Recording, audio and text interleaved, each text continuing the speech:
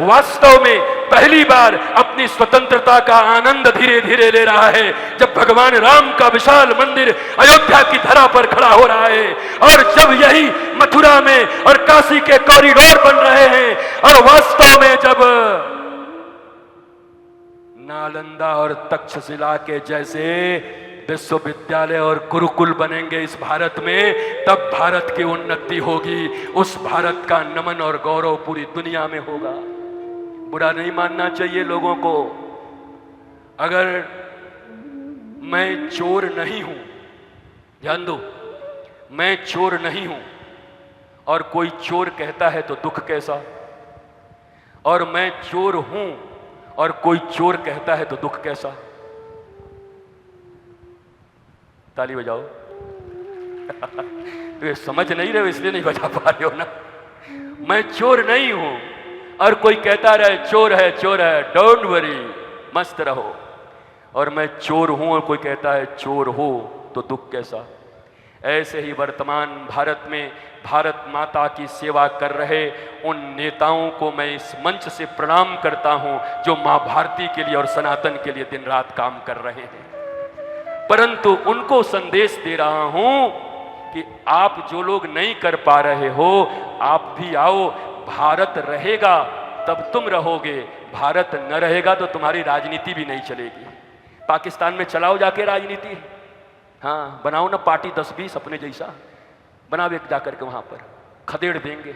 अफगानिस्तान में बनाई आओ, माई के लाल हो तो जाओ बनाई के आओ। ये भारत ही है जहां पर आप सबकी पार्टियां चल रही हैं। भारत में हो तो मां भारती के प्रति पहला प्रेम रखो। भारत माता रहेंगी तो हमारा भी सम्मान बचा रहेगा। भारत माता न होगी तो तुम भी कहीं के न होगे, आज नहीं कल समाप्त हो जाओगे। इसलिए ये नेताओं को गालियां नहीं है, नेताओं को तो मैं तालियां पड़वा रहा हूं। उन नेताओं के लिए जो भारत मां, सनातन और धर्म के बेटे हैं, उनके लिए और ताली मारो जोर से एक बार। उन भारत मां के लाल के लिए एक बार और ताली दो, ताकि उनको लगे कि भारत में हमारे कार्यों की सराहना करने वाले लोग अभी जिंदा हैं। और हमारे कार्यों की सराहना होगी जब अच्छे लोगों का आप सम्मान करोगे तो और भी लोगों का मन होगा अच्छा बनने का। आप जब बेईमानों का सम्मान करोगे तो बेईमान और आगे बढ़ेंगे और बेईमानी की वृत्ति बढ़ेगी। मैं सिर्फ बस इतना ही कहना चाहता था, इससे ज्यादा नहीं।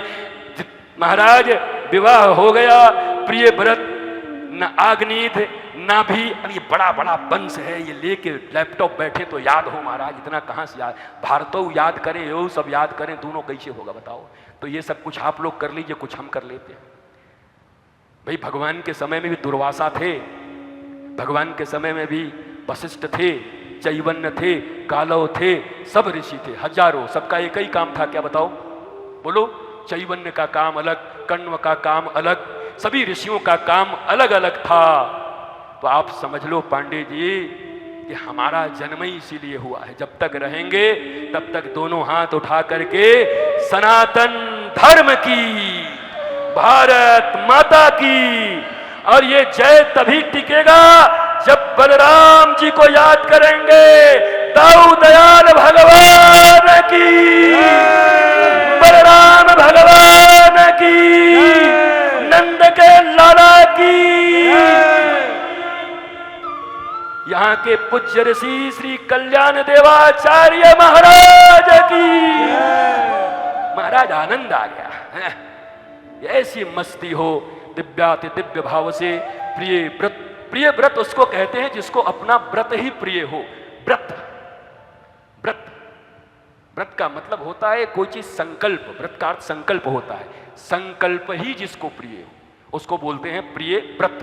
तो प्रिय व्रत का बहुत ज्यादा वर्णन इसलिए नहीं करते लोग क्योंकि व्रत जिनको जिनको प्रिय थे उनकी कभी कभी दुर्गति भी हो गई। भीष्म पितामह, क्या उनका व्रत था? कभी शादी नहीं करेंगे। क्या व्रत था? हस्तिनापुर के गद्दी की सेवा करेंगे। हस्तिनापुर की गद्दी की सेवा करते करते अधर्म के पक्ष में खड़े हो गए। दुर्योधन की सभा में द्रौपदी के वस्त्र उतारे जा रहे हैं, फिर भी भीष्म पितामह खड़े हों, बड़ा आश्चर्य होता है। और भारतीय लोगों को इस पर विचार करना चाहिए। हमारे चाचा जी प्रणाम करते थे, इसलिए हम करेंगे। यद्यपि वो 12 भागवत में है, 12 महाभागवतों में नाम है भीष्म का, परंतु भारतीय शास्त्र इस बात के लिए ही जाने जाते हैं, हमारे शास्त्र किसी के ग्लोरिफिकेशन के लिए नहीं लिखा गया।